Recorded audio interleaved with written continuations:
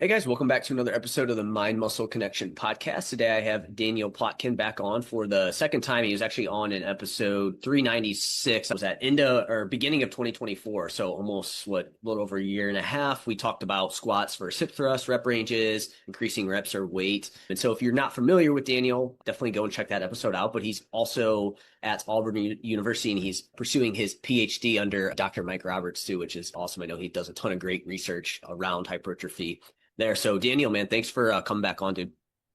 Yeah, thanks for having me. It's crazy. I thought it was a little closer, over a year. I know time flies, and I'm sure for you it flies even more with getting your PhD and everything. I'm sure that's just been super time consuming. How much you said you had about a year left of that?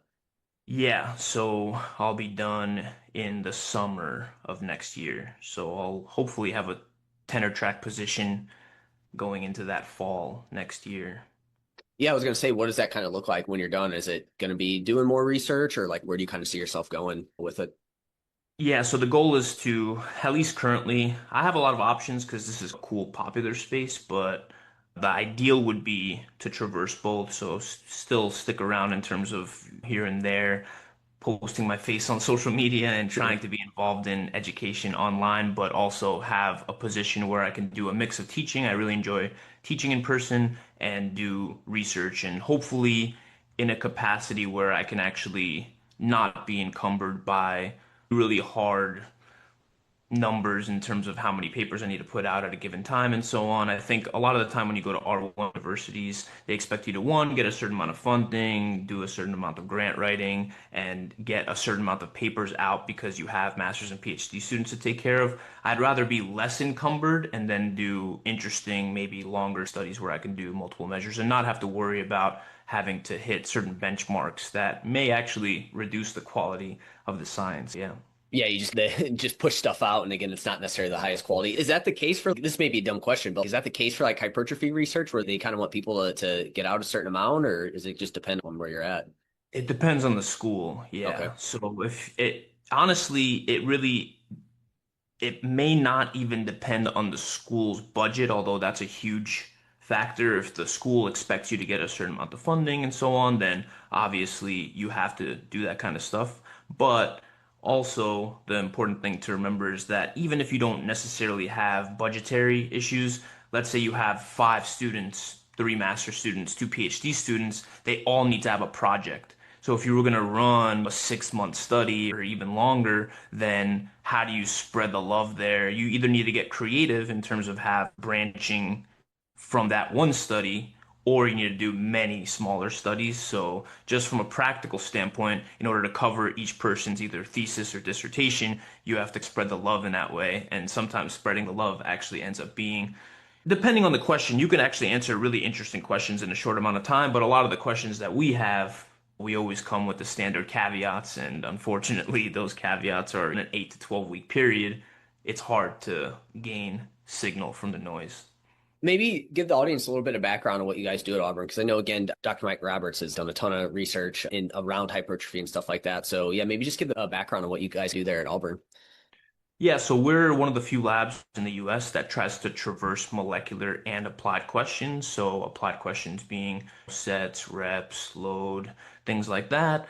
And then also apply the molecular side of things where we can take biopsies, we can look at different protein expression. We've gotten into proteomics a lot. A lot of the earlier work in the lab was looking at different factions of the muscle, sarcoplasmic versus myofibrillar, and other molecular questions that are related to mitochondria and ribosome biogenesis, and basically what's going on underneath the hood in terms of at a molecular level, and then what's going on a macro level, which one grows more muscle, which one gets you more strength, and so on. We're trying to answer usually two questions at once, a molecular question while also answering an applied question. And I think only really one or two other labs in the US at least really is able to do that. From the molecular standpoint, right? Is that kind of what you're saying?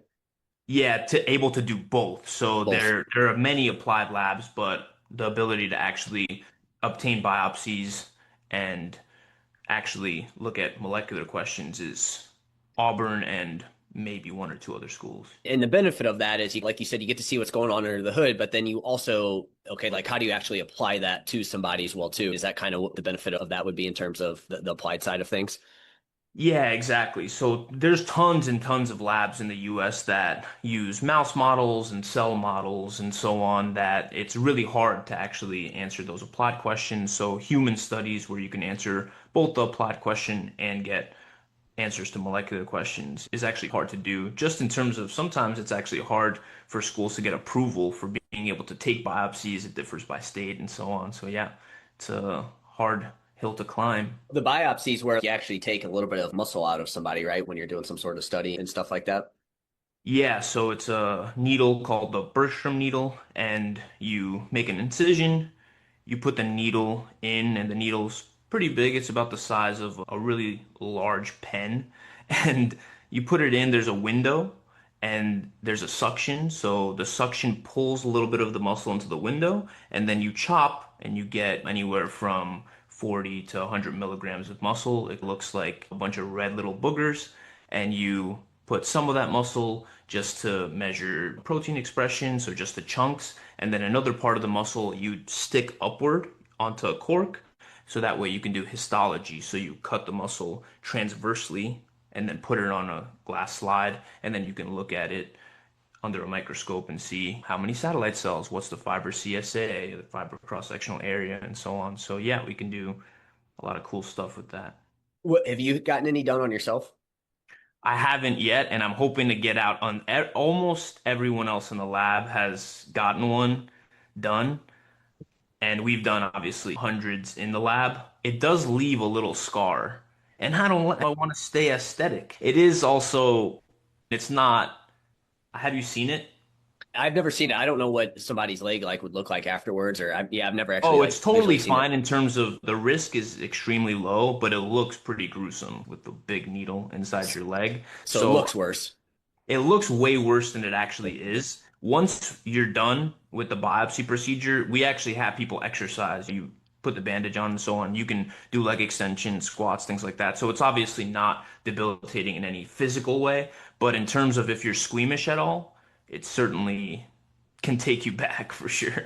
Yeah, the way you described it, I was like, that kind of sounds nasty. But what are you working on specifically? I know obviously pursuing your PhD, you have to at the end do a dissertation, stuff like that. What are you actively working on for yourself there? Yeah, so I helped out with a bunch of other people's projects early on, and we also have tissue banked, so you get to gain a lot of techniques in terms of in the wet lab with tissue that we already have stored. But in terms of the project that I'm actively working on, I'm continuing the lengthened partial question because a lot of people basically, I enjoy replication within science. Sometimes people can get caught up doing something novel when we haven't really answered questions really well from other studies. It's not a done deal. We want to replicate it a few times. So while also including other parts, I wanted to do a lengthened partial study. So we basically had within subject design, leg press, leg extension, lying leg curl partials versus full. So partial leg press versus full leg press. So half reps at the bottom, half reps at the bottom versus full for leg extension, and then half reps at the bottom versus full for lying leg curl. And to me, that kind of answers three different questions. So for a leg press, it's something that's already lengthened dominant. And so you're answering the question in the vasti, so the non-biarticular quad heads. You're answering whether doing lengthened partials in an exercise that's already lengthened dominant is beneficial. I'm skeptical of that. I think that it's a context where it doesn't make too much sense. And then for the leg extension, you would expect, so this is more of an RF specific question since the rectus femoris doesn't get hit very well, if at all, actually, in the leg press. You're answering the question of whether a lengthened partial would be beneficial for the rectus femoris.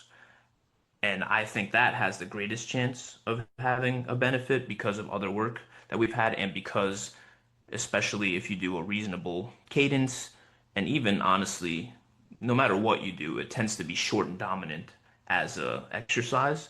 So in that context, I think it would make sense for there to be a benefit. And then the same is true for the lying leg curl, where pretty much no matter what you do, you're going to fail by not being able to reach the end. So that would be the first study that looked at lengthened partials in the hamstring. So we took biopsies, that'll just be for the vastus lateralis, but we also have MRI data across the whole leg, so glute and then all the muscles of the thigh. So, you know, semitendinosus, semimembranosus, bicephorus longus, short head. So all of that is going to be quantified, and that's the reason why it's not out yet, because it's a super painstaking process to actually go down the leg and manually circle each of these muscles. So it'll be a little while, even though the study's done, it'll be a little while until I actually process all the MRIs. And then for the histology, I'm actually mostly done with the histology portion, like fiber, CSA, all that kind of stuff. So the really hang up here is the time consuming portion of actually circling all the muscles in the MRI down the leg. Do a lot of studies look at MRI for hypertrophy? No, it's pretty rare because it's expensive. So it's basically once in a while you'll see a lab for whatever reason they get access to it from usually like a nearby hospital or some sort of nearby center. But Auburn's lucky enough that we have an MRI center within Auburn. So as long as we can Sweet. secure the funds, we can use it. It is expensive. I believe it's something like $600 an hour or something like that. Wow. So it's certainly expensive to do this study. So especially for the kind of studies that we do, we just need either funding that we get from supplement companies that we secure extra funding so we can do projects that we want, or generous donors that want to answer cool hypertrophy questions but don't necessarily expect any benefit to them, at least immediately or obviously, because it's just a how should we exercise type question. They can't sell a supplement on the back end or anything like that. So it is a privilege to be able to do the MRIs and actually get at. So even if the question, and this is why I really like doing it and why I've pushed for doing the MRI and pretty much anything I've been involved in, is because even if the question itself isn't interesting to you, you can usually answer a lot of ancillary questions. So for example, let's say with the leg press, you have the lengthened partial question, but you also have which part of the glute is actually growing more because you have it all the way down the glute. Is it lower, middle, upper? What's the ratio there? Is the glute med and min growing from this type of pressing action? So basically, you can start getting at other things that aren't necessarily the main question, but can certainly form hypotheses and even answer interesting side questions. And that's something that actually is true for any MRI study that measures a bunch of muscles and a bunch of regions. So it's exciting, I think, regardless of the main question when you have a whole bunch of muscles and measures down. So it sounds like you'll be able to get other information out of this study, obviously outside of the length and partial side of things, but also on MRI, just so people understand, from my understanding, MRI is the gold standard to see muscle growth, correct? Yeah, for sure. And again, the issue though is most studies are not going to have that. They're usually going to typically do what? What do they typically do for these studies? Yeah, the vast majority of the studies, there's nothing wrong with it. It's just the ability to discern between muscles is often difficult, and also there is likely less sensitivity there, so you'd want more people, more measures. So there's a lot of really good ways to use other tools, but the main other tool that you typically see in studies is ultrasound. Okay. So you just put the probe on to the muscle of interest, and then you'd get either a thickness measure, which the thickness measure is somewhat limited because you don't know what's going on across the transverse section. And then you can also get a cross-sectional area measure with the ultrasound as well. You would actually run the probe across the muscle transversely or across the many muscles, and you could get a pretty reliable measure there as well. But I would say slightly less reliable than MRI, and also the deeper muscles might be hard to quantify. So if you run the probe all along the thigh, you get a really clean VL cross-sectional area, vastus lateralis cross-sectional area, but seeing the underlying vastus intermedius would actually be a bit harder. So I've done that a bunch with the ultrasound, and I'm confident in the VL measure, or relatively confident in terms of I think that as long as you have enough people, you'd be good in terms of being able to draw conclusions.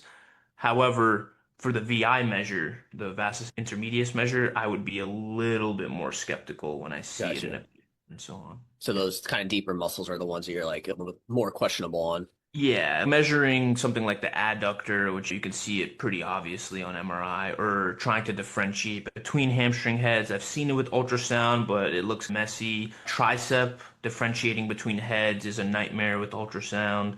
The same goes for the elbow flexors. So you can see the biceps. Honestly, you could see elbow flexor thickness, but being able to differentiate between the biceps brachii and the brachialis underneath is hard. So a lot of the interesting hypertrophy questions are revolving around whether there's a specific muscle that's targeted. And if you just have ultrasound, then you're getting a macro answer, which one grew more, but you're not getting a granular answer as to which muscle specifically contributed to that overall growth. Gotcha. Yeah, that makes sense. And I think with all this too, I think this really does go to show like the importance of kind of understanding what's going on in these studies because people can take certain things and run with it. And it's some of these small details like that. Most people are going to typically overlook these things. Yeah, realizing the limitations of the measure and then also just realizing that sometimes it's even like with MRI, you get all of the sections down the leg. So realizing that even if you get multiple muscles at one cross section, there could be regional hypertrophy differences. A lot of the time, what isn't said in the study is what you should have in the back of your head, where, all right, they measured at this specific region, but I know that other regions exist and these weren't measured. So yeah, just a lot of things that I think can be overlooked if you just only look at what was mentioned and not what was not mentioned. So in your study, how many, since it was MRI, I think you said it was a within subject design. So that kind of can double the rank. Can that kind of double in a way, double the amount of people? So, but how many people did you have in your study? Yeah, I think we ended with 17, which for a within subject design with MRI and the cost that's associated with that is pretty Yeah. good. So yeah, I was happy with that. And yeah, it does increase power, of course, by having a within subject design because obviously you have more conditions because each person is two conditions, but also it accounts for outside things. So obviously within an individual, they're eating the same food. Some nutrients aren't going to one leg and not going to another. They're also doing the same cardio, presumably. They're not doing one leg Yeah. bicycling and so on. And so that accounts for a lot of those potential confounders where you'll always get one asshole participant that just diets when you told them not to diet and they lost 8 pounds. I don't have to worry I'm still not a fan, obviously, but I don't have to worry as much about their data because both legs are experiencing that same individual's dieting habits. So it does help things in that regard. That's funny. Yeah, you tell people not to diet and then they freaking do anyways. Yeah. So where are we at? This is something that I feel like got super hot for a year or so, and then like I feel like it's died off a little bit recently. So like, where are we at with the like range of motion, length partials, stuff like that right now? Yeah, I think it's fair to say that the lengthened position is important for hypertrophy, and skipping the lengthened position is certainly a bad idea. Doing shortened partials, certainly not a good idea. And then the application where an exercise is clearly hardest in that shortened position, it's not that's a bad idea, that's a great idea, but just making sure that you get a mix of an exercise that's also hardest in the lengthened position.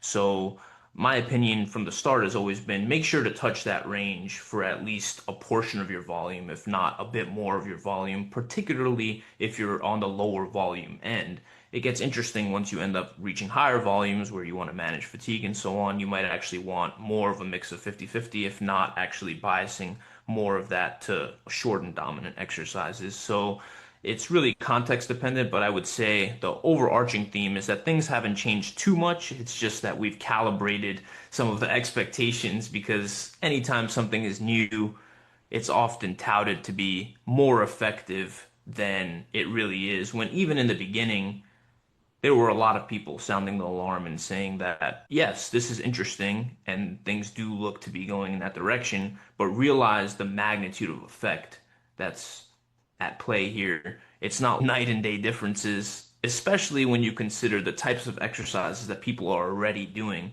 For the vast majority of cases, it's not like individuals aren't touching the lengthened position. They're doing bench press and they're doing squats and they're doing leg presses and things like that, where we're not opening up a new area where people have never challenged that position before. We're just calibrating, oh, like this is interesting, and there's clearly a benefit here that's not seen in that shortened position. But that doesn't mean that you have to overhaul your whole program and do lengthened partials for every exercise. It means consider this and also realize contexts where it seems pretty obvious that there's a tool here for an individual. So I think of it more, oh, I think for the vast majority of cases and the vast majority of programs, the amount of tweaks that need to occur while considering this question aren't super large. But let's say somebody's having trouble growing their calf and they haven't tried lengthened partials at the bottom position. And we have a good amount of evidence now, 3 studies that compared full lengthened partials and even partials after failure in the full, and the lengthened position still outperformed or at least tied.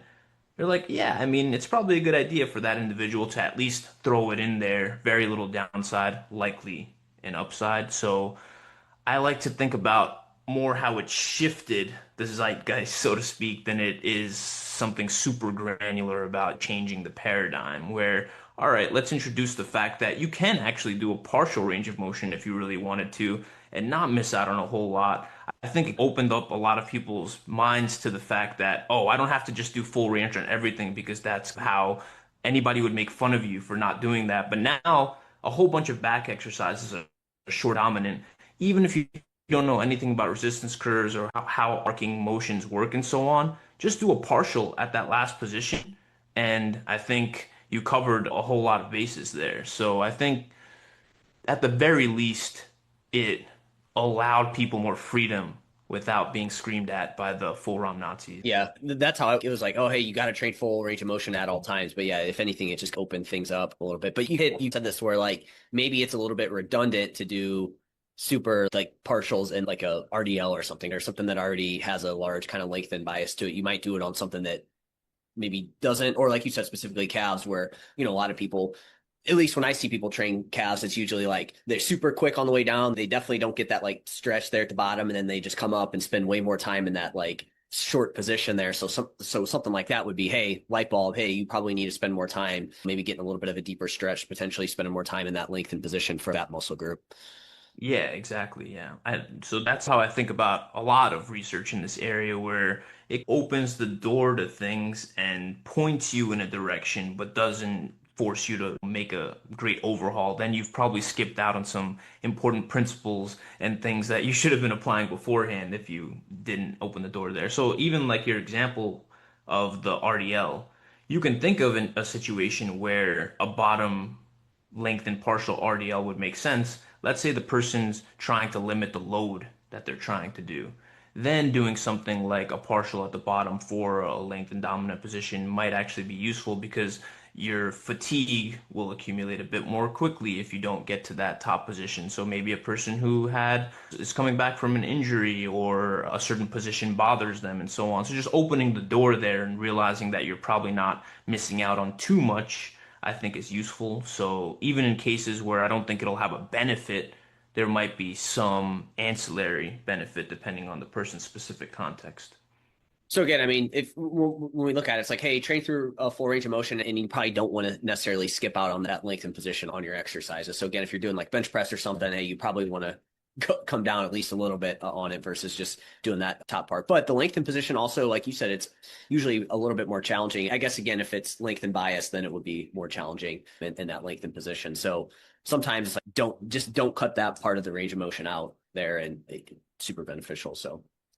Yeah, I would say don't cut that portion out. Super easy takeaway. And then play around, particularly for certain muscles, with some lengthened partials, especially in exercises or muscle groups where it's been shown to be more hypertrophic. So I think the calf is probably a poster child for that, where if you haven't played around with partials for that, probably a good idea to do. What about the back? Because my understanding, it's when we look at it, yeah, a lot of back exercises are more shortened kind of bias, but I also, there hasn't been a lot of research on the back, correct? In terms of this question? Yeah, none. Okay. Exactly zero. Where are you at with that muscle group then?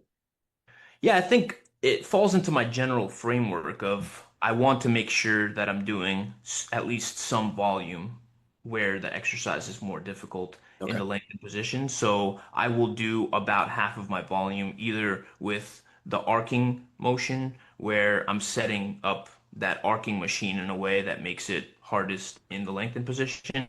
And then I'll do my other volume just like a typical row, just either bent over rows, seated row, or something like that. And if I'm doing a lower volume, I'll probably add stimulus by doing some cheat reps at the bottom there or some partials at the end of that set. And if I'm doing more volume, let's say when I'm trying to gain a bit more and my calories are a bit higher, then I'll probably just do those strict and have more actual partials in there. So basically just allocating my volume accordingly, where if I have more recovery points, I'll actually just add more volume of partials themselves versus in the case of where I have less recoverability, then I'll just usually add a few reps of partials after I'm done with the full ROM.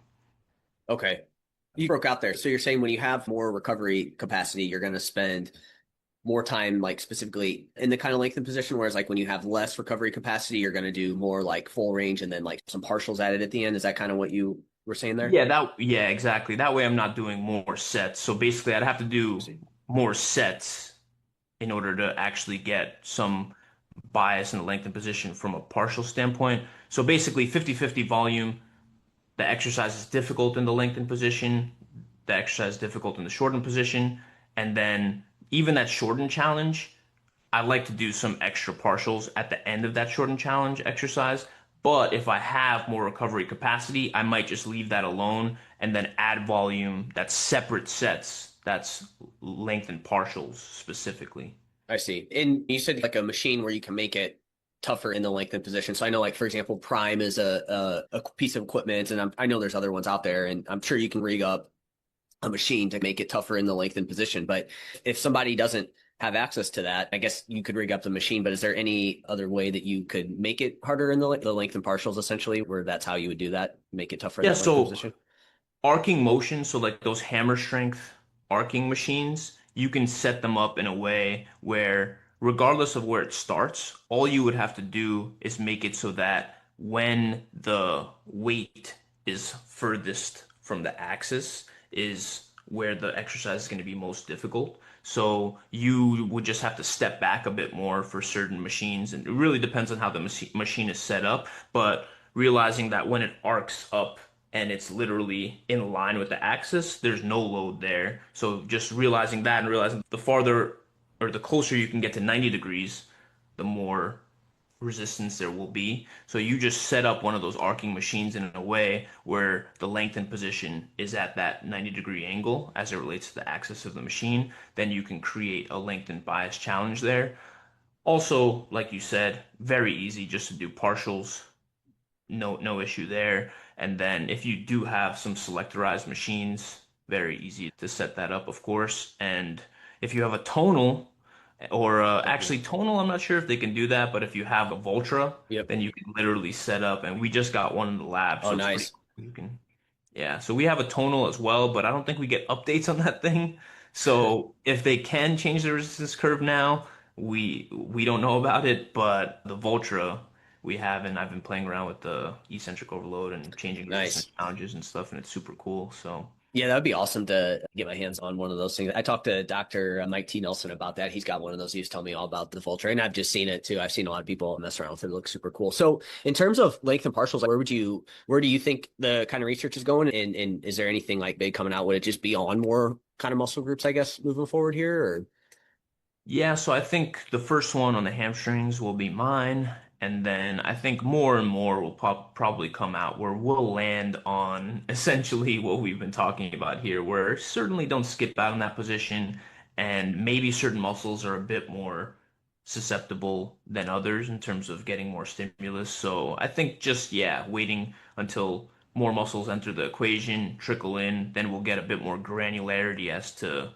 whether certain muscles aren't following this trend. For now, I would say just hit both positions. It's really easy to hit both positions. And even in this poster child, so the calves, this hasn't been done in, but the quad, so Pedrosa, I believe was the study where they did full range of motion.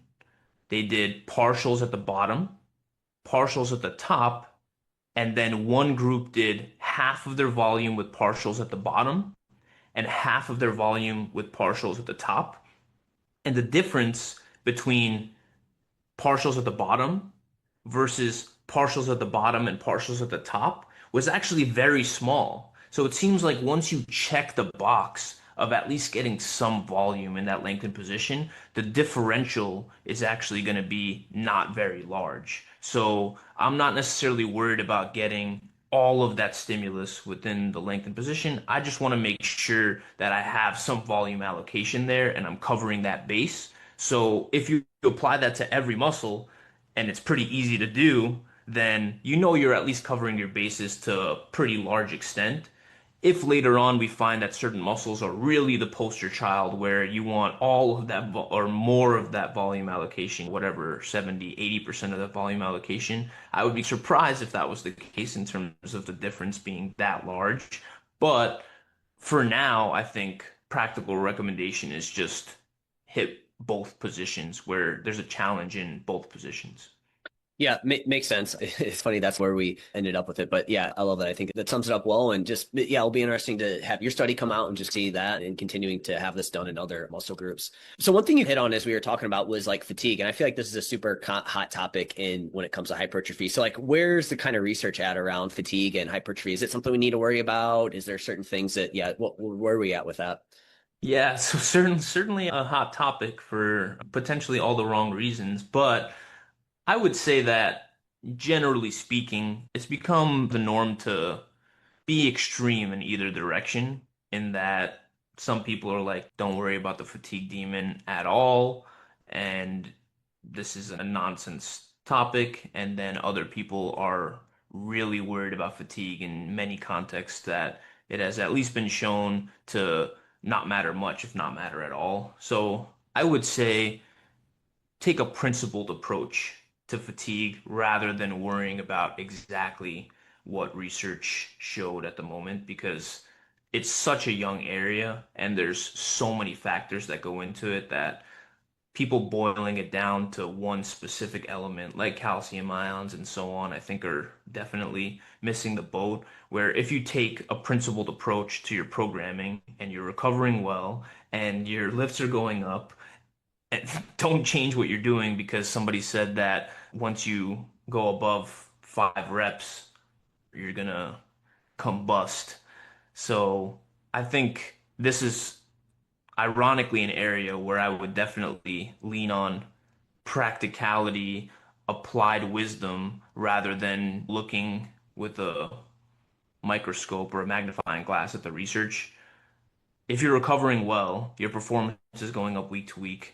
Just keep doing what you're doing and make reasonable choices. Don't take a very vocal group and their recommendations and try to apply it when things are working. And from a actual outcome perspective, a lot of these things don't seem to matter. So you hear a lot about high reps versus low reps and high sets versus low sets. You have, at least in my framework, where outcomes matter. You have lots of studies where you see diminishing returns at higher volumes. So the way I internalize that is it seems like we can play around with higher volumes if we don't have any obvious signs of lack of recoverability in terms of not making progress and so on. And then the same is true for low reps, high reps, where tons of low rep, high rep studies, no difference in hypertrophy. Oh, it seems like we have the freedom there. So let's make reasonable choices as to which exercises make the most sense for specific rep ranges. And so I just apply them in specific contexts where, yeah, I'm not going to do a 20 rep squat. That seems ridiculous if hypertrophy is the goal. yeah, I'm not going to do isolation exercises for 2, 3 reps, especially if my elbow's bothered in that position, right? I'm not going to do an overhead tricep extension for 3 rep maxes. So just using reason and logic and taking the freedoms that were allowed based on the outcome data that we have and applying it both to the individual and using some logic sprinkled in there. I think that it's harder to miss than people make it out to be because they want to scream about something on the internet. But I always try to apply it back to context. Oh, when is this information actually going to matter for my decision making for an individual? And what you realize is that a lot of the time, it doesn't really matter for making decisions for the individual. So I largely, to be honest, ignore a lot of that nonsense. So hopefully that So helps. yeah, it does. I thought that's where you were going to go with that. So it sounds like though that, obviously you want to pay attention to it, but you also don't need to like necessarily overanalyze everything that you're doing. Hey, this has a high rep set. Oh my gosh, it's going to cause all this fatigue. And so I need to stay away from that completely. It's all about like, how does it fit into the big picture? And again, taking your recovery and progress into consideration as well too. And I'm assuming preference probably is going to fall into that a bit as well too in terms of where you fall at. But like you said, injuries is another thing that you want to look at there. But I'm assuming though that what is there a point in time where that could potentially be an issue for somebody where they just do something that fatigue gets too high and and impairs their recovery? Yeah, so obviously in context where they have lots of other stressors and so on, I'm gonna make bets. So if I'm making bets and it doesn't matter at all, I'm gonna make bets toward, so practically speaking, let's say we didn't even know what fatigue was. Practically speaking, people have a better sense of what failure looks like at the 5 to 10 rep range. People can typically push hard without a massive amount of pain from metabolite accumulation at that 5 to 10 rep range for a given exercise. So most of the time, I'm going to make a safe bet and go 5 to 12, maybe 5 to 15 for the vast majority of exercises because it makes a whole lot of sense on multiple fronts. Where that's what I mean by a lot of these things from a decision making standpoint. There's so many prongs available as to why you're making that decision where often worrying about the minutia of a particular mechanism and whether this person or that person is right doesn't actually matter for making decisions for an individual. And then you have a case where, yeah, an individual literally can't do that exercise without feeling pain in a given rep range, then yeah, now you've eliminated all the other factors that might be playing into it because you want that person to be pain free. So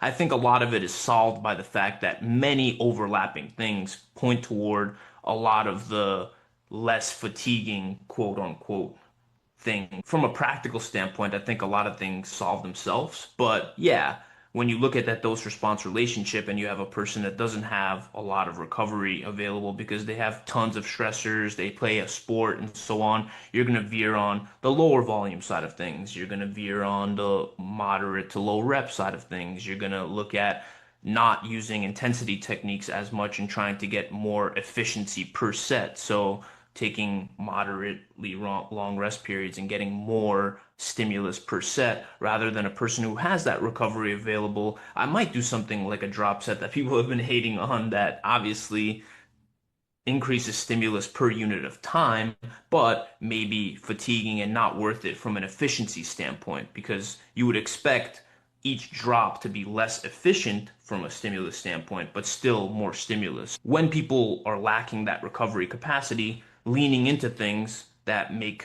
a whole lot of sense. I think we just cut out, but yeah, leaning into things that make a whole lot of sense is the almost always the obvious choice, regardless of whether you know the mechanisms or not. I think many people lean toward these choices anyways. So I worry less about the mechanisms, even though I'm from a mechanistic lab, because I also realize the limitations of a lot of these mechanisms where the model that they're using and the population that they're using it in and the time points that we actually have this. So a lot of them are acute. And so even in trained individuals, if you introduce an exercise that they're not accustomed to, you're going to get a different signal than whether you did this week 1, week 4, week 8, and they're doing the same exercises throughout. So tons of limitations. From a tissue standpoint, you don't even know directionally where things are going sometimes. So let's say you have 3 time points. Is it that it's on its way up? Did it go down then up, whatever the marker may be? Because you're lacking in granularity in terms of time points, the relationship is actually hard to quantify for a lot of molecular things in terms of where it was before and after you actually took the measure. This is something that's true for a lot of MPS studies. They stop at, let's say, the 16-hour mark. You don't know whether that would have continued upward, right? So there's tons of limitations, especially when you look at human studies that try to get at molecular mechanisms because of the fact that you're limited in how many biopsies you can take just from an ethical standpoint. And the amount of tissue that you obtain from the biopsy is also very little too. So you have a lot of variability. So you have a context where you want a huge N size and a context where you want a lot of samples, but are ethically precluded from doing so because you can't take a chunk of muscle and you can't continue to go in there even for those little chunks. So it is much, much harder to get at these molecular questions because of just practical barriers. Yeah. Too on this topic too. I mean, I feel like part of it is like obviously training that's going to provide some sort of stimulus is also going to be fatiguing in general anyway. So it's going to be a byproduct of like you need some anyways. Like it's just going to be there. And like you said, really just looking at someone's recovery and just being a little bit more strategic if they have low recovery in terms of then choosing, like you said, maybe things that are more 5 to 10 rep range, stuff like that. There, like you said, watching intensity techniques, which on that topic too, right? Like myo reps and drop sets and stuff. Like you said, it's like if someone has a lot going on, maybe those are things that you look for. But if they don't, it's like adding in something like that on the small muscle group or something at the end of a training session. Is that really going to be problematic for somebody? Certainly not, yeah. And even in the case of somebody who, is lacking in recovery capacity, would it be night and day? Like would it be something that I would even experiment with? Sure. Like I think people overemphasize how much this matters over time, especially in terms of if you introduce it earlier on, you may at least get the perception that it's more fatiguing. But when somebody does something consistently, I really just doubt that it would be that much of a game changer. Yeah. Cool. So I guess then as we're talking about this, where are we at in terms of like training volume? Again, I know we've hinted at it, like it's going to depend and things like that. But generally speaking, what for yourself and other people that you recommend to, what were we typically at from a training volume standpoint? And as we talked about off air too, like it also really it's dependent on okay, what do you mean by training volume as well too? Because that's obviously super important. Yeah, so I think obviously this is a hot topic, gets people really angry, but I think the vast majority of the evidence points toward the fact that you get more gains with more volume, but with more diminishing returns. So the higher in volume you go, the steeper the diminishing returns.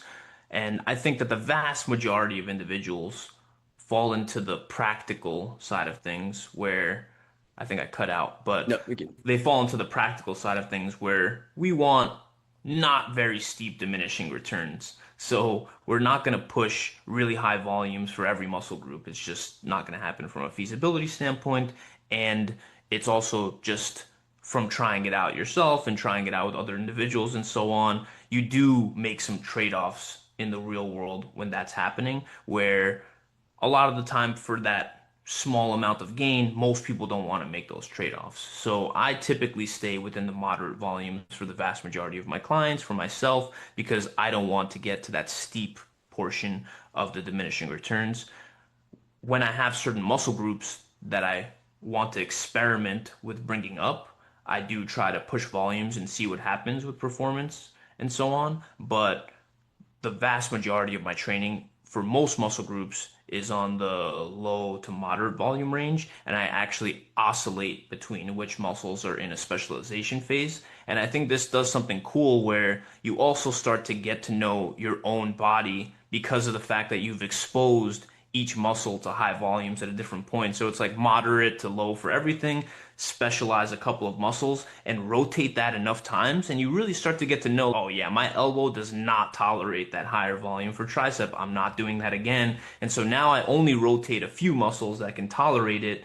And so it makes it an obvious answer to me and others that just experiment enough with pushing those volumes. And if everything goes well in all of that experimentation in terms of every time you push it, you seem fine, then I would just keep rotating in that way and you'd be cool. But if you rotate in such a way and realize, oh, certain muscles or joints and so on doesn't agree with you, make the obvious choice to pull back on those and just not rotate those high anymore. So a lot of people try to overcomplicate this question too much. I think just doing that alone, that easy recommendation of keeping things low to moderate for many and trying it out with one, seeing how that goes, solves a lot of those questions that people often have.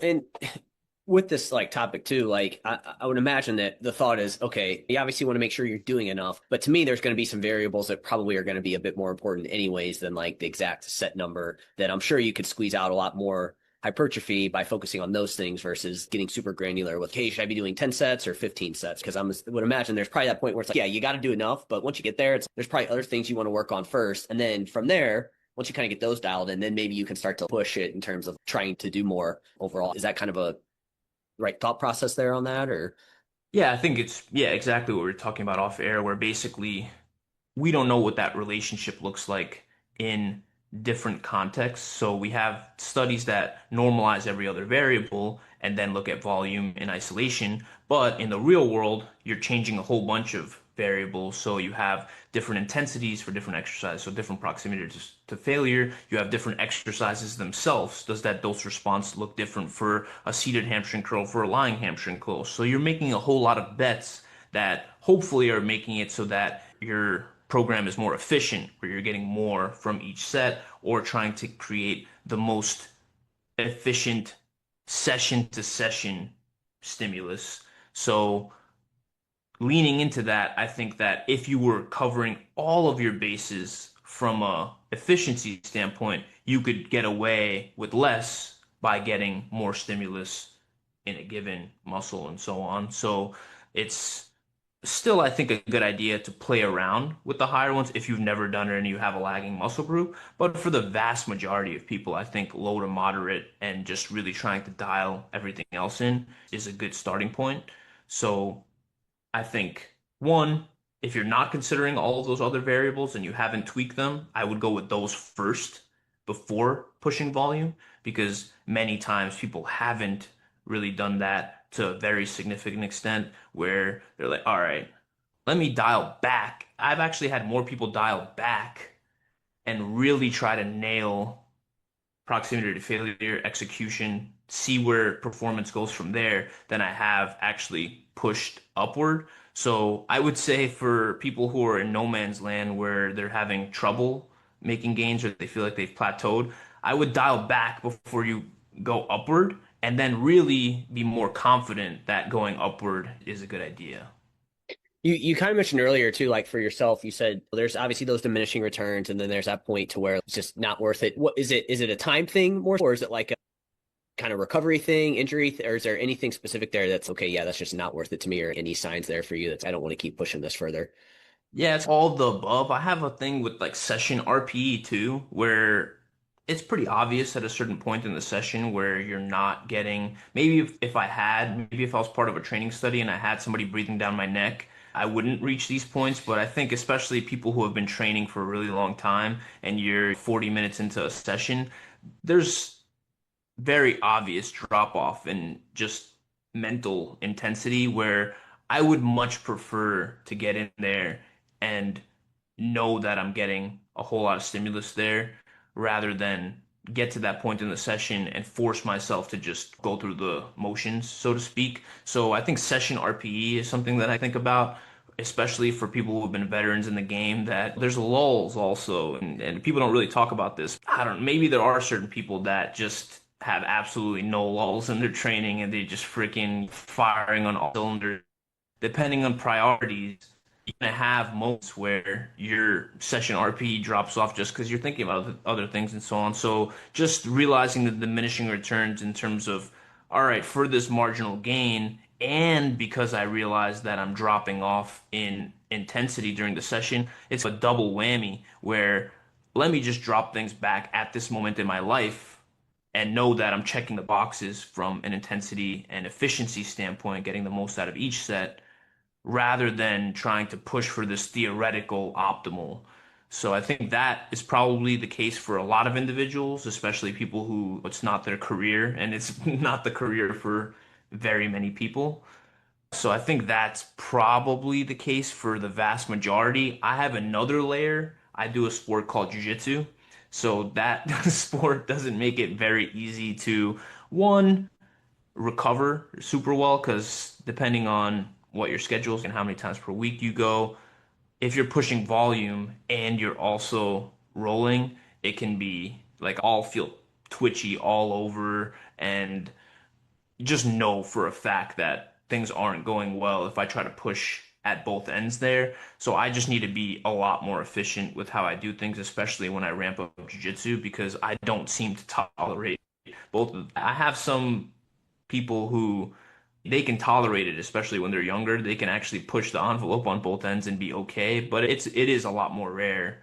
So you just want to make sure that you're checking your efficiency box when you have another stressor, another sport.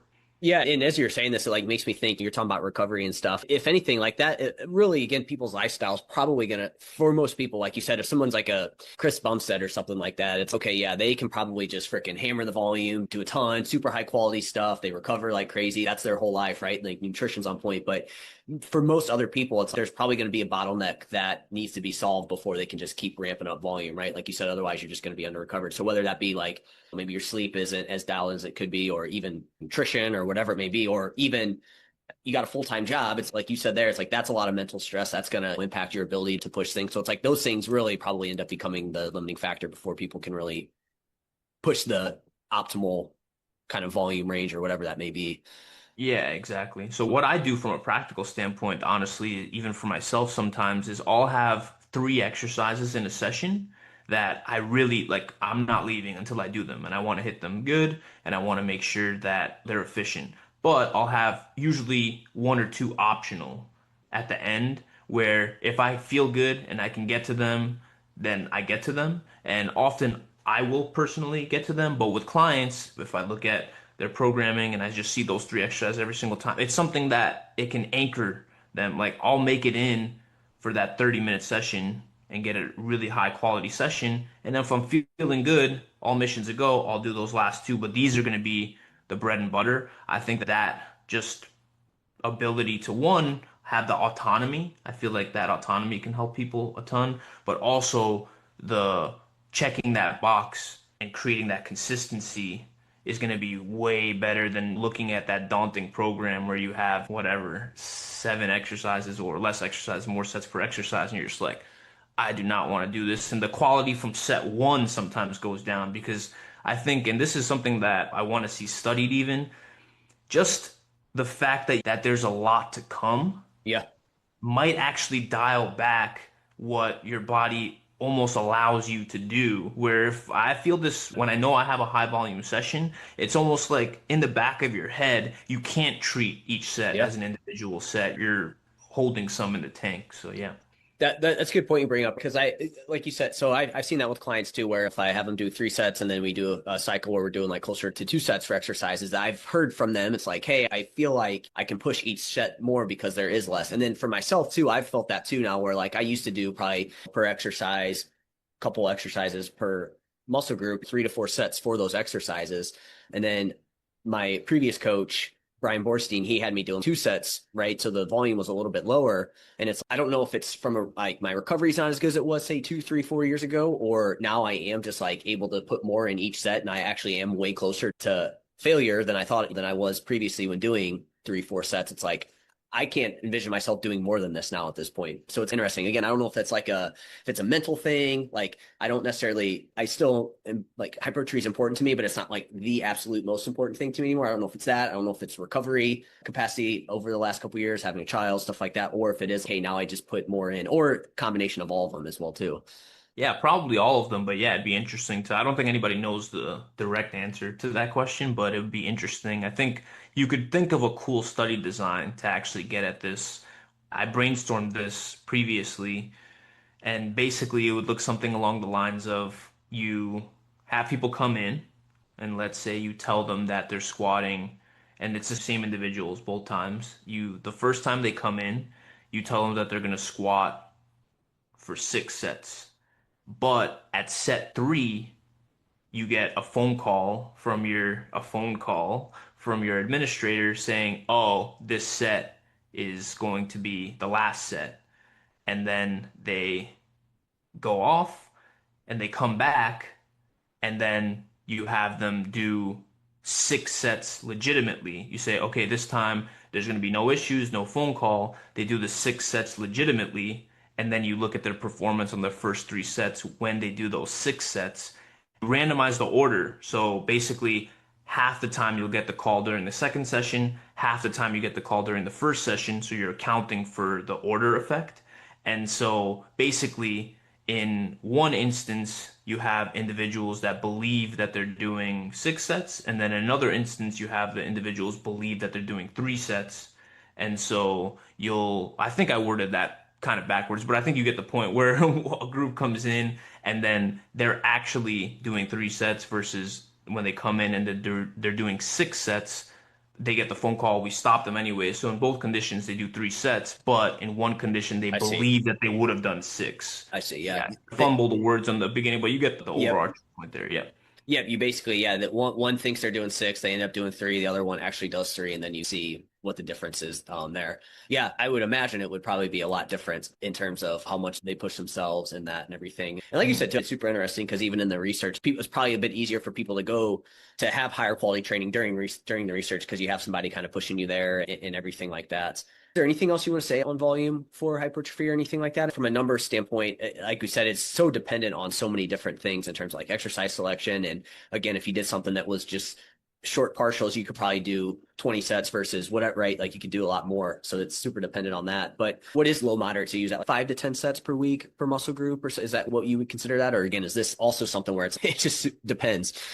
It would be a bit higher for me. A low to moderate, yeah, that would be to me, low to moderate is something like 7 to 15 or so. Pretty wide range, but I would, depending on the muscle group, it'll change a little bit. Hamstring probably on the bottom end of that, 9 or so, and then something like chest might be a bit higher. So, in terms of just my personal preference for each of those muscles, but I think between 7 and 15 for most individuals will probably give people a lot of bang for their buck there. So on the volume topic, I think, yeah, like I think we covered a lot of bases. One thing that I was thinking about making a post on, but everything gets pushed to the back burner and I never actually end up doing it, is I think the fractional set volume has confused a lot of people to the point where it's hard to make practical recommendations. So even just now, when we were talking about sets, we were, I think, on the same page where we were just talking about total sets for that muscle group and then counting each one of those as one. Yep. But once you introduce fractional, it makes it hard to speak, especially to people not in the space, where it's, oh, like which one is zero point 0.5? And then people start actually thinking about, oh, is it really half the stimulus? And I think even though it's useful from a quantification for research purposes because you get a better dose response relationship because it is actually more indicative of less stimulus when you have an exercise that isn't limited by that muscle, but the muscle still gets a stimulus. But that's only when you're actually trying to get a dose response relationship when comparing across studies. But for an individual, it's pretty simple to just say, yeah, you can do, let's say, 8 to 15 or whatever we said, 7 to 15 sets, but do a combination of isolation and compound work where you're covering your bases there, where you're doing for the muscle groups that typically get a whole lot of direct volume from isolation work, that number will be a bit higher. So you'll be closer to that 15, 16 mark for a bicep or a tricep. But for exercises or for muscle groups that aren't getting a whole lot of partial volume, it'll be closer to that bottom range of, let's say, 10 to. So the back is not going to get whatever ancillary volume from pressing and stuff like that, while the bicep and tricep are getting a whole bunch of partial volume, but you cover your bases there by just telling people, listen, from a practical standpoint, here's the range, do a mix of both. That number is going to end up a bit higher for the muscle groups that get some partial volume there. So instead of confusing people with having them worry about whether they're hitting a specific number and having to account for partial or partial sets and so on, I just think keeping it counterintuitively, keeping it at something that's technically wrong but useful and just giving people a little bit of extra information, I think is better. That's just my opinion, half-baked current opinion, but I'm curious your thoughts on that. No, I mean, we talked about this initially too, where it's like how you count these sets is going to determine how many sets you like where you fall at on this as well too, right? And so I think that's where just whatever method you decide, if you want to make it super specific and complex, then do that, do the half sets, right? That's just Yeah. gonna, could it be more like specific? Yeah, like you could probably give more specific recommendations, but it's more complicated. And it doesn't have to be that way. Like you don't have to do that. Like you said, for research, you need to do that Because for you need to research. quantify it. Yeah. Whereas like the everyday person, they don't necessarily need to do that. So if it just adds complexity to it, it's just not a big deal because eventually what's going to happen is whatever you do from an actual volume standpoint, it's like it's going to even itself out anyways. And so how you quantify that, you just need to stay consistent with how you quantify it. And that's Yeah. what we talked about earlier, where that's going to impact how many sets you do is how do you freaking count it? Yeah, I think the biggest thing is just knowing what to consider. So when you know what to consider, you realize that there's going to be limitations to literally every single quantification method because one, there's unknowns about how much exact stimulus you're getting from each one, but two, you're always going to be not able to get the full picture without knowing the exact exercise, the exact set. So even when you do partials, all right, how are you low to high fly for the lower chest, for example? Like you're making these judgment calls while you're writing the program anyways. So actually having that number is not helping you so much on an individual basis, where I think trying to make it more complicated actually does you a disservice and does people who don't even know what a fractional set an obvious disservice. Where if you just give people a general recommendation and say this is what happens when it's a muscle group that's going to get a lot of extra volume from indirect volume, then at least people have a picture to go with, and then they can start applying the individual decisions to the exercises that are in question. So hopefully that is helpful in terms of people worrying about taking their own program and worrying about fractional sets there. I think that isn't useful on an individual level, but extremely useful from a research standpoint. That's a good point. Someone's not sure. Like fractional basically is like, hey, let's just take a bench press or something. Your triceps are going to get hit a little bit in that. So it's does that count as half a set of a tri? Like you said, if anything, then if that were the case, then your triceps, yeah, they're just going to get more stimulus. But again, as we talk about, it's like you're just naturally gonna, I feel like, get to that point anyways, to where if you're doing too much for that muscle group. But I would imagine the triceps, the biceps, those would be two, and then I guess maybe the glutes, would those be three that would get indirectly hit with like that, or am I on the right track Yeah. there with that?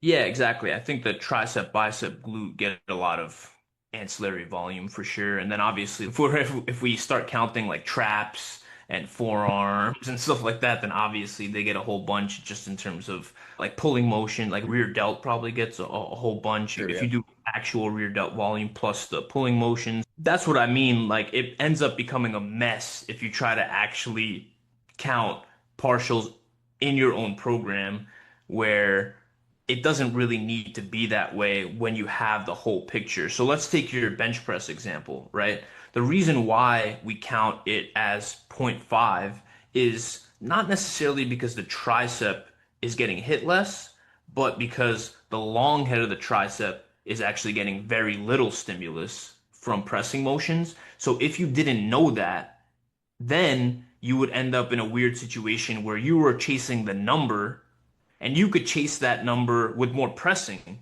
instead of doing an isolated elbow extension. But if you looked at it from an exercise standpoint and let me cover my bases and be in the ballpark of what a reasonable volume is, then you'd be like, oh, I got 3 pressing this day, or let's say I did 6 presses this day. now I need to do an isolated elbow extension. So I'm not covering my volume basis, I'm covering understanding conceptually what's going on and that the long head of the tricep crosses elbow and shoulders. So it's getting a lot less stimulus from that pressing motion. Just know, like looking at your program and being like, okay, hey, this type of exercise is going to bias more of this muscle, whereas this exercise is going to bias more of this. So just again, making sure that you check all your boxes from that perspective. Yeah, and if you were trying to do that from just even if you were counting with fractional, if you were just trying to do that from that standpoint, you would still miss major Yep, boxes if you I see didn't what you're saying. understand those conceptual things. So Yeah, it almost can make you feel safe when you're not so safe, especially as a beginner. You're like, oh, I just need to do this many. I've read the research. I understand how data-driven strength talked about fractional sets, so I'm going to get less stimulus from the press, so I need to make sure I increase volume. Oh, but you missed a whole point I about, see. all right, the reason why the long head is not getting that stimulus and why you want to do some isolated elbow extension. And then for the bicep, it would be the opposite in terms of rowing motions and so on. Just trying to put it all together in a cohesive way while taking each program and the exercises it includes seriously and not worrying as much about the exact stimulus number because the stimulus number doesn't really give you the context that's needed. Where even if I know somebody's exact fractional sets, without knowing the exercises that it includes, I'm still missing an absolutely huge part of the picture. So I want people to feel less safe about that in terms of worrying about the number and more about, all right, what does this actually entail? We're kind of looking at and so that stresses obviously the importance of exercise selection in terms of a program, because if you're missing out on certain things, like you said, you could be completely missing on certain muscle group or part of a muscle group. So exercise selection becomes very important. Yeah, exactly. Yep. What about frequency for muscle growth? Another one that I feel like is super hot topic right now. Where do you fall in it, and where does research fall on frequency? I think the general direction of the research is that two better than one, or two to three better than one, and not even by that much. I'm actually surprised by how little there is in terms of a difference from a research standpoint. But if you just look directionally, does seem to be more of a signal for two to three over one. But then when you compare two to three, there's even less of a signal. I think that there's less data in the two to three range, and also in terms of how you situate volume. If you think about there being a cap per day, I think that there could be more quote unquote practical studies from that standpoint in terms of doing something that might look more like a typical program. Let's say you were trying to do 18 and splitting that up for 666. I think that's super practical. But then doing something like 12, 3, whatever, then I think that makes no sense in terms of comparing frequency because now you've made it lopsided where you could have reached a threshold for a particular day stimulus. So I think just from a very practical standpoint, going back to what I was talking about with, all right, what decision making am I going to do? Let's say a person's having trouble progressing and they're doing one set per week and they're given volume or one session per week for a given muscle group. I'm going to try out two. That seems like a no-brainer. That's where I'm moving. But if somebody's already doing two, I'll probably look a bit more holistically what's going on. Maybe we'll make some shifts in terms of proximity to failure, whatever the case may be. I'm basically, anytime I think about, all right, how do I integrate the knowledge we have on this? I think about, in a particular context, which direction am I thinking about going? If somebody's already covering that two, I certainly am thinking about the option of going up to three, but a lot less likely to reach for that than if somebody's at one. So that's how I think about it currently, where it's all of these are a tool. And if I need to apply that tool, I will. Let's say the person's session quality goes down for a particular muscle group, then I'll certainly dip into that pool. But I'm dipping into that pool a whole lot less for two to three as opposed to one to two. So that's how I currently think about it. And I think that's the direction where the research is going as well. Yeah, that makes total sense. What would be like potential downsides of, say, someone doing a frequency of one time per week over, say, two to three? Yeah, I guess what ends up being the thing that you think drives two times being better than, is it just quality, you think, or? I think it's a combination. If we were just speculating, it's hard to know these things because it's hard to actually measure these things over time, and they calibrate over time as well in terms of the muscle protein synthetic response over time. But if you were to just think about the area under the curve for the stimulus, if you do one session and then you have diminishing returns for the amount of stimulus from getting stimulus from that one session, let's say at 9 sets, the amount of stimulus points you get when you go to 10, 11, 12, and so on is less. Even though it's more, it's likely less. If you do a whole other session, you're getting a whole other area under the curve there, where by the time you get to the next session, you've recovered, you've gotten all the benefits from that area under the curve, and there's not a whole lot of overlap, and all missions a go. Once you add a third, then you might be getting to the point where each hump, each stimulus is actually less, and it ends up being the same area under the curve in terms of there might be some overlap, there might be a smaller actual hump, so it all ends up being the same. But I think the likelihood of it all ending up being the same when you have one versus two humps is much less than something like a two versus three as it relates to one, overlap, and two, just the amount of stimulus that you can create per session. So doing 20 sets in one session, I just find it, I would find it surprising if you could do 16, let's say 16 sets in one session for one and muscle get, group. for one muscle group, yeah, and get the same exact stimulus as eight on, let's say, Monday, Thursday. If we did really large studies and or a bunch of studies over time asked and answered that exact question, it would be surprising to me if they got the same amount of gains. But Well, it kind of wouldn't go, be surprising 2 to 3. it goes back to what we said. I guess somewhat. I guess it breaks down there when you say it that when you say when you go from 2 to 3. But again, hey, doing 16 sets in one day versus 8 and 8. It's again from a mental standpoint, you're probably going to put more into the 8. All other things considered. Yeah, and I think the 2 to 3 example, I think directionally it still makes sense from a quality standpoint. So if you asked me like to bet whether there was a small benefit to that, I'd probably bet on the three to a small benefit there. But we're talking about more marginal benefits. That's what I mean, just in terms of directionality. Like, what am I going to modify and how much can I gain from that modification? If you just ask me theoretically whether there was a theoretical potential benefit, especially if you're pushing those higher volumes, I think there's a good argument for that theoretical benefit. But I think what people miss out on sometimes is that they are not considering the actual stimulus itself in that session from a frequency that's higher. So, for example, let's say a lot of people assume that the stimulus per session is going to be the same regardless. You're going in there, stimulus is X, but it's possible that when you do higher frequency, that the stimulus per session is actually going down because of less sensitivity. It's not something that we've studied directly, but I think people just assume that up front, and that's why it's hard for them to fathom that more frequency wouldn't be better. But it's not a given that stimulus wouldn't be slightly less. So for that reason, I think that when we think about that two-sided coin there, once you get to a certain point, it makes sense that one, there's potential for overlap, but two, there's a potential for less sensitivity per set. That makes sense. So really, it sounds like from a research standpoint, there's less on like two's your safe bet, right? If you're at one, easy kind of thing there is to bump it up to two. But again, when you go from 2 to 3, there's not as much research on it. Don't know for sure. There's still some things there with in terms of if that is better. Again, it could make sense in certain situations. So it's just don't fully know. Like you can't confidently say that in all cases going up to 3 is going to be better. And if it is, it's not necessarily a huge difference.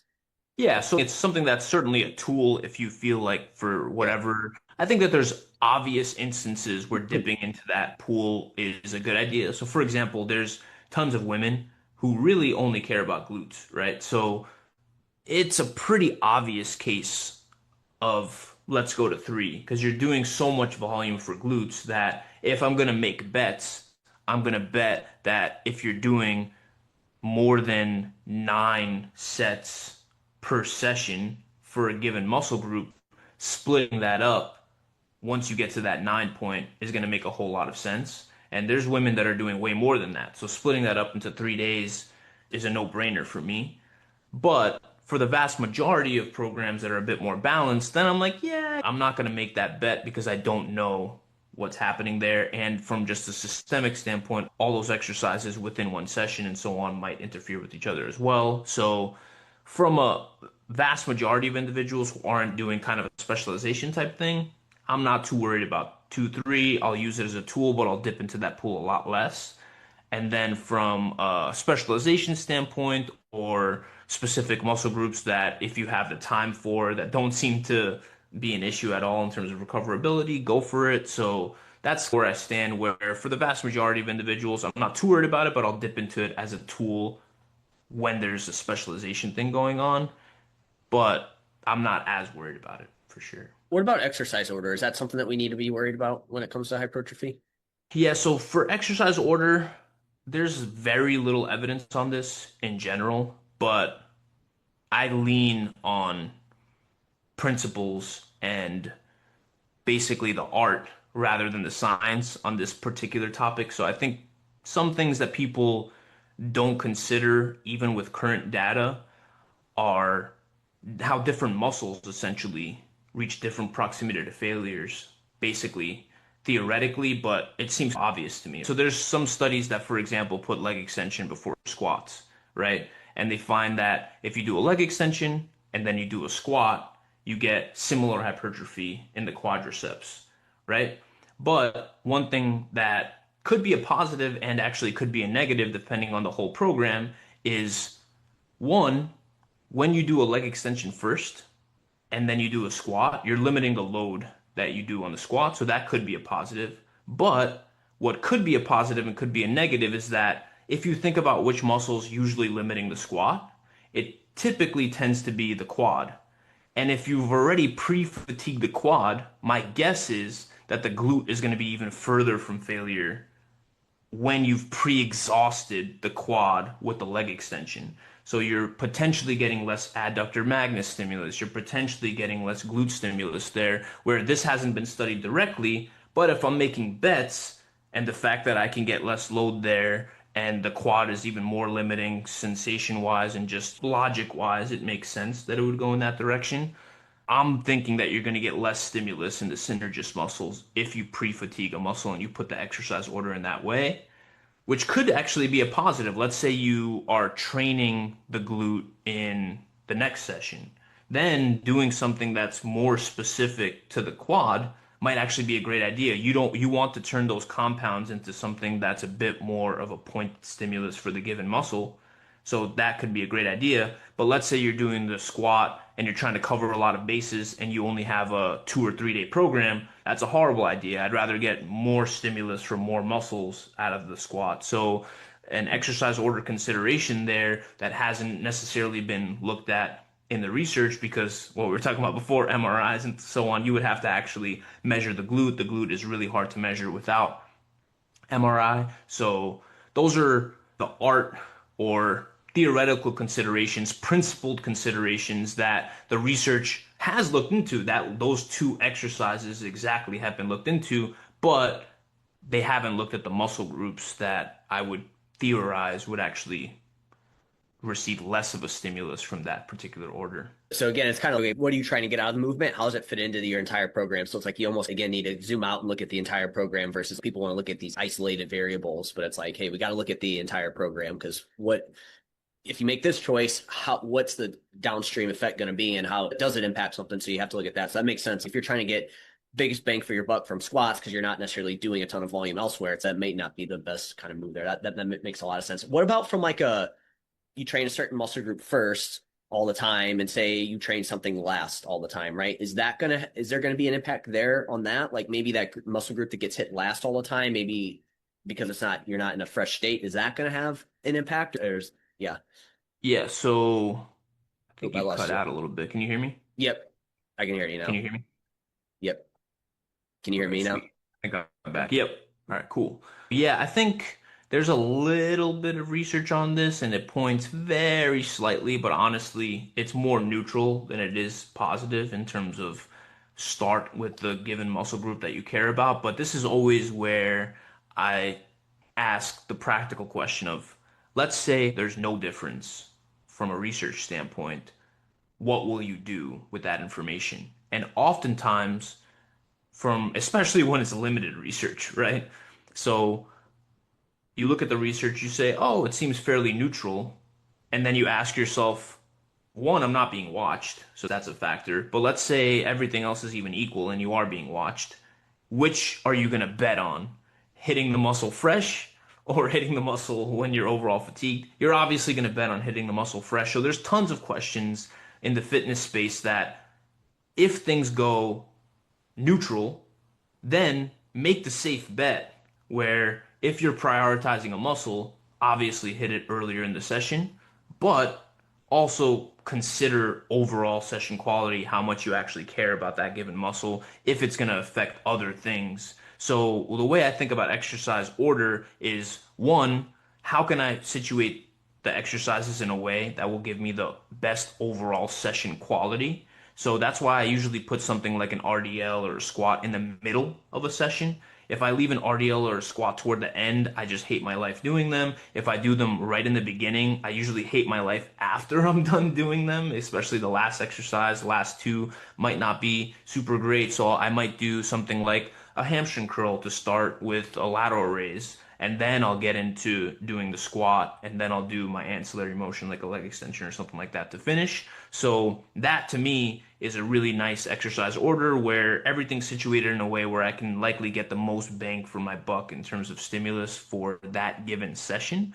So I'm covering my bases there while understanding that maybe it doesn't matter a whole lot. I'm still hedging my bets in a way that makes sense logically. I get a good warm up from those isolation exercises too, where I don't have to do a super prolonged warm up. If I was just hopping straight into the squat, I would likely have to do more of a prolonged warm up. So I think just making the considerations from a how can I get the most out of the session standpoint would make a whole lot more sense currently than leaning on the very limited literature currently.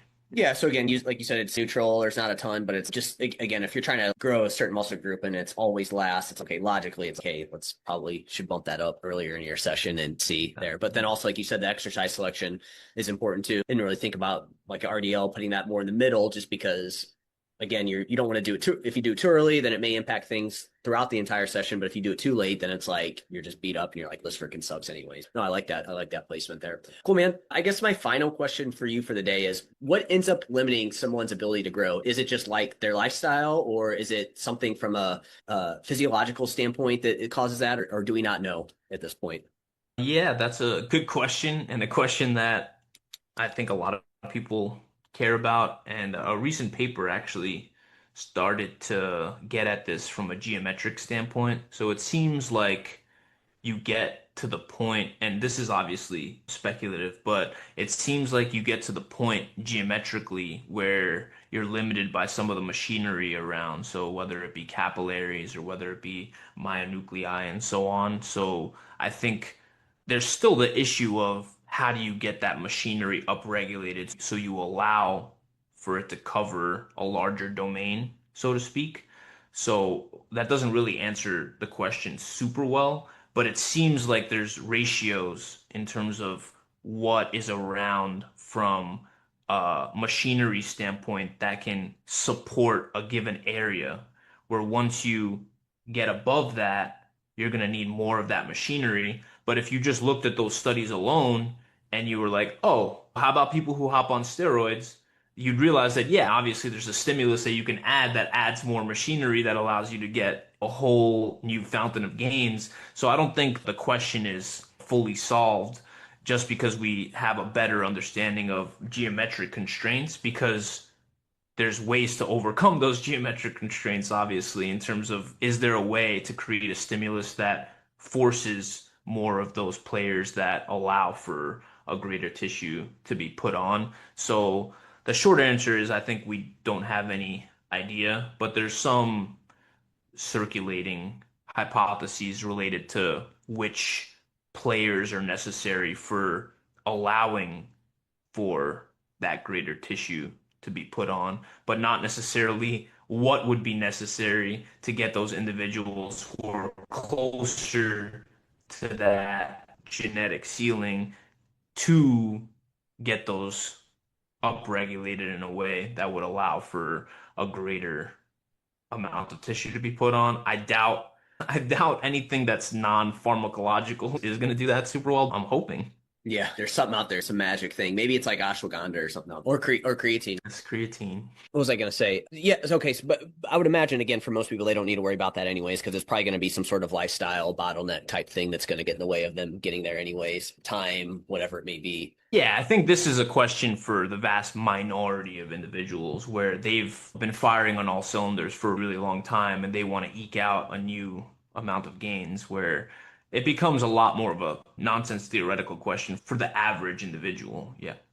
But again, not the players are like what, micronuclei, capillaries, satellite cells, are those kind of the ones that we're kind of looking at there, or Yeah, those are like the main yeah. ones that are the top candidates. And I think the one that's more and more is being looked at from a geometric standpoint does seem to be capillaries. Yeah, capillary What density. what was that? What was the paper by chance? I just that you were referencing there. Oh man. Yeah, I'm not gonna No, it's remember off okay. the top of my head, but I can send you a link to the I just paper. did. I read one, diffusion and physical constraints limit Oh, that's it. Yeah, yeah, that's it. by Deegan's. Yep, yep, Okay, that's cool. the one. I was wondering because I just read that the other day. That was super interesting there. Okay, I was wondering if that was the one that you were talking about because you said capillaries, and I know I read about that. Cool, man. We covered a lot of hypertrophy topics today. I told you I was just going to go with the flow with this and just ask you on the research. And I feel like, man, we got a ton of great information here. So really appreciate your time. Is there anything else that we missed that you want to go over? Anything that you have coming up that you want to let the audience know about? And where can they find you? No, I think we covered a whole lot of topics. I could talk about this stuff forever, so I think we're good there. But in terms of where to find me, I'm most active on Instagram. I have an X account, but I mostly lurk there. I don't really post as of now. And then in terms of products, I have muscle sheets. So that's a Yep. cool thing that I put out where basically I've summarized pretty much every research item that has been out on hypertrophy, any study that looked at muscle growth before and after training, and I've categorized them. So volume, frequency, intensity, proximity to failure, all of those topics are a separate sheet and it summarizes each study within that topic. So it gives people per group, rest periods, proximity to failure, what exercises were done, and then pre-post change score, effect size, and percent change for each group. So it's something that I've been working on for years just for myself, creating those sheets just so I could reference them because I don't memorize every single study that came out. I'm like, oh, frequency, let's go look at this sheet. I'm like, oh, that's what it I all forgot looks like. about that. So yeah, so I'll reference that very often just for myself. So I was like, oh, this thing might be super useful to people. So yeah, I just Yep. it's constantly updated, so you just pay one time right now. I think I'll leave it there because I want it to be accessible to people. So right now it's 109 and it's updated every month. So I add a category. I'm gonna add a category every month for probably about a year. And I'm excited for some later categories. I think they'll be super sweet. I have a sheet. I don't know if I should say it now because people might be bothering me all the time. But basically, I have a sheet that if, regardless of the overarching topic, if the study used one exercise, I have the growth for all the muscles that they measured. So basically, every study that did hamstring curls and if they did MRI, all the specific heads. So basically, biarticular muscle question. So any study that they did pressing and measured a whole bunch of muscles, it'll be RF, VL, VI, and so on. And then bench press and Nordics and basically a monster sheet with every study that basically looked at an exercise. Whether, let's say they were looking at a frequency question, but they only did hamstring curls. Now you actually have data on, all right, what are the different hypertrophies per head? So basically, the other sheets actually allowed me to create that sort of like master one where it's every single study that looked at a particular exercise. So I'm super excited about that one, but that'll probably be out in a few months because I still want to edit some of the ones before that. But yeah, that's one product that I have. But other than that, just Instagram, shoot me a direct message if you have a question. I'm pretty good about answering those. And yeah, that's all I got. Cool, man. No, that's awesome. Yeah. Is it musclesheets.com, right? Is that where we'll Yeah, okay, exactly. cool. We'll Muscle link Sheets. link that in. That's super cool, man. That's awesome. I'm sure that's definitely need to check that out, and probably super helpful for coaches and anyone who's just interested in what we talked about today and hypertrophy in general. And like you said, you're constantly adding to it. So that's awesome too. So cool, Daniel. Really appreciate your time, man. We'll obviously get you on again. Maybe we'll make it a little bit sooner than a year and a half, and you'll be getting close to being done with the PhD. So who knows? Maybe you'll be like, dude, I gotta wait, man. I got too much going on with the PhD. But yeah, man, really appreciate your time, and we'll talk to you soon. Yeah, man. Thank you.